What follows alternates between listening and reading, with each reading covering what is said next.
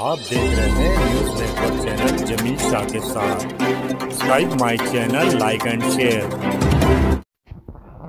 9 मई 2025 को एडवोकेट मोरे ने पत्रकार परिषद में MIDC व इंडियन बैंक पुणे का फोड़ा भांडा।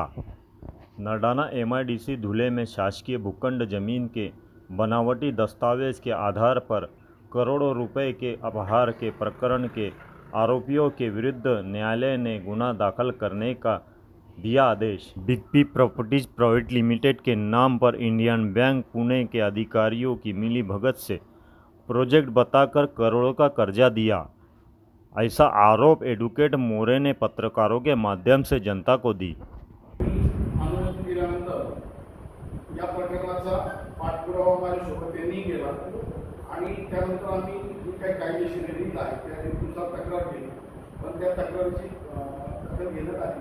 त्यामुळे आम्ही मेहरबान शिंदखेडा न्यायालयामध्ये या संदर्भात दाद मागितली आणि ती दाद मागितल्यानंतर मेहरबान शिंदखेडा न्यायालयामध्ये तब्बल 2 तास आर्ग्युमेंट चालले आणि युक्तिवाद चालल्यानंतर मेहरबान न्यायालयाने आमची मागणी मंजूर केली आणि या प्रकरणातील जी काही सगळी उद्योजक मंडळी, शासकीय अधिकारी, MIDCचे प्रादेशिक अधिकारी, बँकेचे कर्मचारी, बँकेचे अधिकारी या सगळ्यांवर विविध कलमांन्वये गुन्हा दाखल करण्यास मंजुरी देण्यात आली।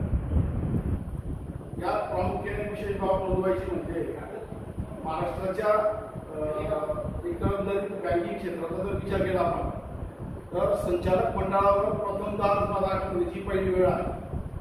म्हणजे आपण मागच्या कालावधीत बघितलं असेल की पतपेढीत असतील, सरकारी सोसायटीत असतील, या ठिकाणी बऱ्याच वेळेला पतपेढीचे जे काही अपव्यवहार झाला त्यामध्ये संचालक मंडळावर गुन्हा दाखल करण्यात आला, परंतु बँकेवर दाखल करण्यात आलेला नव्हता। ही पहिली वेळ आहे की पुण्यातील जी बँक आहे इंडियन बँक, या इंडियन बँकेच्या संचालक मंडळावर देखील गुन्हा दाखल करण्यात आलेला आहे आणि यामध्ये जी मंडळी होती, जी काही शासकीय स्तरावरची, निमशासकीय स्तरावरची, यांचं असं मत होतं की याचा आमचा रोल काही नाही आहे, पण मेहरबान न्यायालयात आमचे सूर्यवंशी साहेब युक्तिवादात हे पटवून देण्यास सक्षम ठरले की यामध्ये सगळ्या ठिकाणी ब्युरोक्रेट्सचा रोल होतो आणि या ब्युरोक्रेट्सच्या रोलमुळेच ही सर्व परिस्थिती निर्माण झालेली आहे। प्रथमदर्शनी पाहता हा 11 कोटी 68 लक्ष रुपयांचा घोटाळा नसून याची व्याप्ती सुमारे 150 ते 200 कोटी रुपयापर्यंत जाण्याची शक्यता आहे।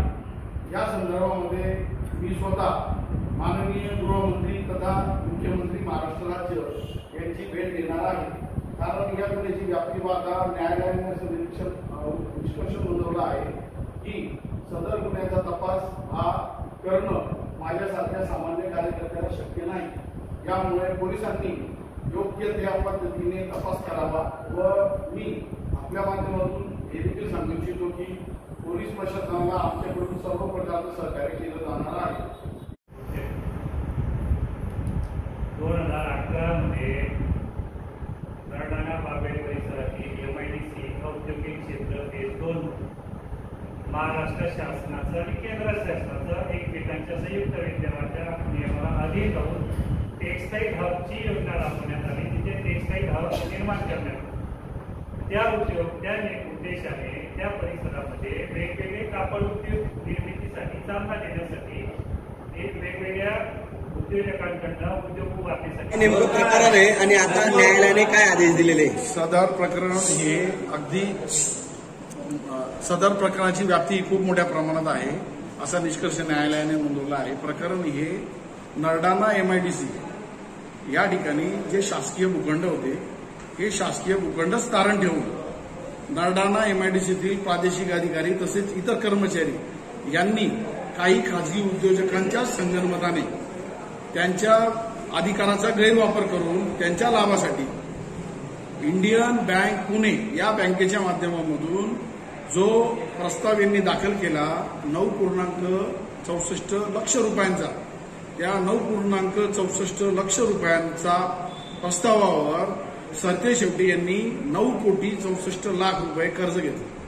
म्हणजे या ठिकाणी लाखांची कोट्यवधीमध्ये प्रकरण वाढवण्यात आलं व वेळोवेळी यासाठी जे अधिकारी कर्मचारी बँक कर्मचारी यांनी संगनमताने या सगळ्या कार्यक्रमामध्ये स्वतःच्या लाभाकरता शासकीय भूखंड, शासकीय पद, शासकीय निधी याचा वापर केला.